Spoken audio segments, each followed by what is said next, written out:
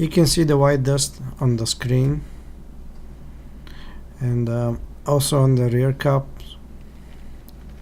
but it's pretty much everywhere, on the camera, on the cups, the rear, the front, on the hood, as you can see here, on the lenses themselves, as you will see. See, that's another body on the front cup. Inside the hood, there's the screen again, and even a little bit on the lens, although on the lenses is very small amount. It's mostly on the screen and on the cups and the hood.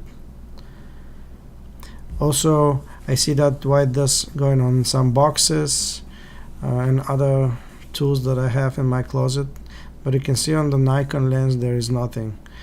Not on the cup, not on the lens, not on the body. The screen is clear, I mean with some fingerprints, but still no dust. Then some other lens, see, there is nothing on the lens, nothing on the cup. A little bit on the front cup, but it's nothing comparing with what we see on the Sony stuff.